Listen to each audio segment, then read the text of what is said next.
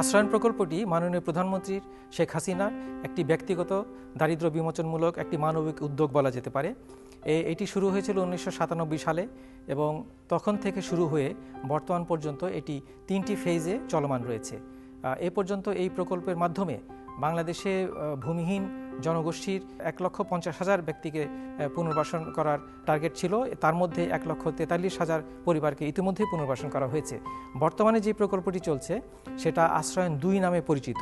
এটা 3rd phase চলছে এবং এই প্রকল্পে এ পর্যন্ত 50,000 গৃহহীন এবং ভূমিহীন পরিবারকে পুনর্বাসনের টার্গেট ছিল, কিন্তু এ পর্যন্ত আমরা এই টার্গেট অতিক্রম করে ইতিমধ্যেই 53,000 ভূমিহীন এবং গৃহহীন পরিবারকে পুনর্বাসন করা হয়েছে। প্রকল্পটি 2017 পর্যন্ত ছিল, 10 থেকে 17 পর্যন্ত।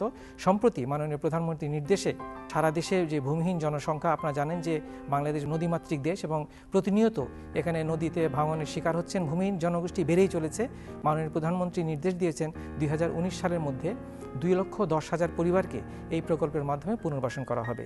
তো এই জন্য এই প্রকল্পটি 2019 সাল পর্যন্ত দ্বিতীয় সংশোধনী করা হয়েছে, অর্থাৎ প্রকল্পটি আরও 2 বছর বৃদ্ধি পেয়েছে।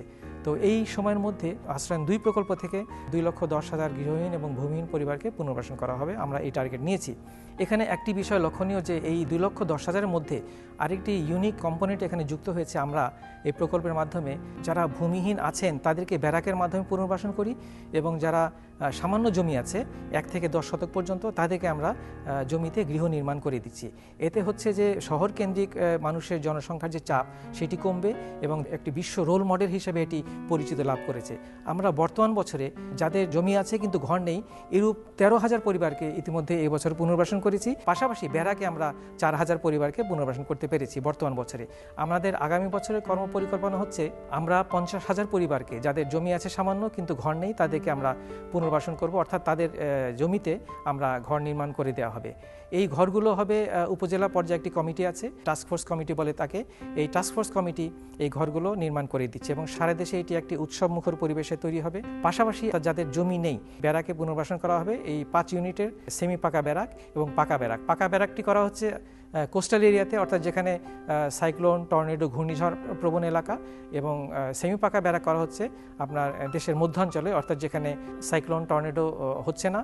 এবং পাশাপাশি মাননীয় প্রধানমন্ত্রী নির্দেশ দিয়েছেন যে চরাঞ্চলে আমরা টিন শেড ব্যারাক করে দেব। 2019 সালে আমাদের টার্গেট রয়েছে যে 1,10,000 গৃহহীন পরিবারকে আমরা পুনর্বাসন করব, অর্থাৎ তাদের জমিতে ঘর নির্মাণ করে দেওয়া হবে এবং পাশাপাশি 20,000 পরিবারকে আমরা ব্যারাকে পুনর্বাসন করব। আমরা ইতিমধ্যে বর্তমান বছরে এই যে টার্গেটকে অতিক্রম করে ফেলেছি। আমরা 13,000 পরিবারকে ইতিমধ্যে নিজ জমিতে ঘর নির্মাণ করে দিয়েছি এবং 4,000 পরিবারকে আমরা ব্যারাকে পুনর্বাসন করেছি। আমাদের পরবর্তী ফিনান্সিয়াল ইয়ার যেটা জুলাই থেকে শুরু হবে, এখানে আমাদের টার্গেট হচ্ছে আমরা 50,000 গৃহহীন পরিবারকে, অর্থাৎ যাদের জমি আছে কিন্তু ঘর নেই, তাদেরকে আমরা তাদের নিজ জমিতে ঘর নির্মাণ করে দেব এবং পাশাপাশি 10,000 ভূমিহীন পরিবারকে ব্যারাকে পুনর্বাসন করব। তার পরবর্তী বছর অর্থাৎ 2018-19 অর্থ বছরে আমরা 1,10,000 গৃহহীন পরিবারকে তাদের নিজ জমিতে, অর্থাৎ যাদের সামান্য জমি আছে তাদেরকে আমরা সেই জমিতে ঘর নির্মাণ করে দেব এবং পাশাপাশি আরও 10,000 গৃহহীন ভূমিহীন পরিবারকে আমরা ব্যারাকে পুনর্বাসন করব। অর্থাৎ এখানে দুটো পদ্ধতি আমরা পুনর্বাসন করছি। একটি হচ্ছে নিজের জমিতে ঘর নির্মাণ করে দিচ্ছি, আরেকটি হচ্ছে যার ভূমিহীন, যার ঘর জমি কিছুই নেই, সম্পদ নেই, তাকে আমরা ব্যারাকে পুনর্বাসন করে দিচ্ছি। তো আমরা এই আশ্রয়ণ প্রকল্প 2019 সালের মধ্যে এটা যখন সমাপন হবে, তারপরও আমরা আশা করছি যে বাংলাদেশে ভূমিহীন পরিবার যদিও থাকে, তখন পরবর্তীতে আরও মাননীয় প্রধানমন্ত্রী নির্দেশ দিয়েছেন যে সারা দেশে এই ভূমিহীনের পরিবারের তালিকা করতে হবে এবং ইতিমধ্যে আমরা এই তালিকাটা করে ফেলেছি এবং 19 সাল পর্যন্ত আমরা যে ক্র্যাশ প্রোগ্রামটি নিয়েছি এই বর্তমান সরকারের মেয়াদে, আমরা আশা করছি এটি সফল হলে এটি বাংলাদেশে একটি ভূমিহীন গৃহহীন পুনর্বাসনের একটি রোল মডেলে পরিণত হবে বলে আমরা মনে করছি। আমরা জানি যে বাংলাদেশ একটি নদীমাতৃক দেশ এবং এখানে নদীর ভাঙনের শিকার প্রতি বছর লক্ষ লক্ষ গৃহহীন ভূমিহীন মানুষ নদী ভাঙনের শিকার হচ্ছে এবং কোস্টাল এরিয়াতে যে ঘূর্ণিঝড় প্রবণ এলাকা, সেখান থেকে ঘূর্ণিঝড় জলোচ্ছ্বাসে প্রতিনিয়ত মানুষ ভূমি হারাচ্ছে এবং তারা ঢাকায় চলে আসছে তাদের জীবিকায়নের জন্য।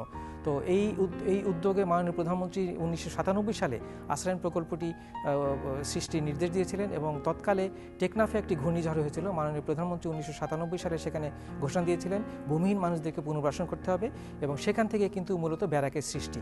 তারপর থেকে এই আমরা সেনাবাহিনীর মাধ্যমে, নৌবাহিনীর মাধ্যমে আমরা এই ব্যারাকে, আশ্রয়ণ প্রকল্পের মাধ্যমে ব্যারাকে এই ভূমিহীন পরিবারদেরকে পুনর্বাসন করে আসছি, এবং 3টি ফেজে এখন পর্যন্ত 1,43,000 গৃহহীন এবং ভূমিহীন পরিবারকে আশ্রয়ণ প্রকল্পের মাধ্যমে পুনর্বাসন করা হয়েছে। এই পুনর্বাসনের মাধ্যমে তাদেরকে শুধু যে ঘর দেওয়া হচ্ছে তাই নয়, তাদেরকে জমিটার রেজিস্ট্রি করে দেওয়া হচ্ছে এবং তাদেরকে জীবন জীবিকার জন্য প্রশিক্ষণ দেওয়া হচ্ছে, এবং প্রশিক্ষণের পর আমরা তাদেরকে 20,000 টাকা করে ঋণ দিচ্ছি, এবং ঋণ দিয়ে প্রশিক্ষণের মাধ্যমে তারা স্বাবলম্বী হচ্ছে এবং এইভাবে তারা ফেজ আউট হচ্ছে। এটার ফিলোসফি হচ্ছে চিরকাল আশ্রয়ণ প্রকল্পের লোক থাকবে না, তারা প্রশিক্ষণ নেবে, তারা ঋণ নেবে, এবং তাদের জীবন মানের যখন পরিবর্তন হবে তখন তারা ফেজ আউট হয়ে নতুন নতুন ভূমিহীন পরিবারকে আমরা এইভাবে পুনর্বাসন করে যাচ্ছি আশ্রয়ণ প্রকল্পের মাধ্যমে। আশ্রয়ণ প্রকল্পটি মাননীয় প্রধানমন্ত্রীর একটি দারিদ্র্য বিমোচনমূলক একটি মানবিক উদ্যোগ, এবং সারা বিশ্বে কিন্তু আশ্রয়ণ প্রকল্পের মাধ্যমে বাংলাদেশে যে ভূমিহীন গৃহহীন পরিবারকে পুনর্বাসন করা হচ্ছে, এটা সারা বিশ্বে ইতিমধ্যেই একটি রোল মডেলে পরিণত হয়েছে। আপনারা জানেন যে মাননীয় প্রধানমন্ত্রীর 10টি নিজস্ব উদ্যোগ রয়েছে, তার মধ্যে আশ্রয়ণ প্রকল্পটি অন্যতম একটি দারিদ্র্য বিমোচনমূলক উদ্যোগ, এবং এই উদ্যোগটি মাননীয় প্রধানমন্ত্রীর কার্যালয় থেকে পরিচালিত হয়, এবং মাননীয় প্রধানমন্ত্রী এটি ব্যক্তিগতভাবেই তদারকি করেন, এবং উনি নিয়ত এই প্রকল্পের খোঁজখবর নেন, এবং এই প্রকল্পটি বলা যায় মাননীয় প্রধানমন্ত্রীর একটি ব্রেন চাইল্ড।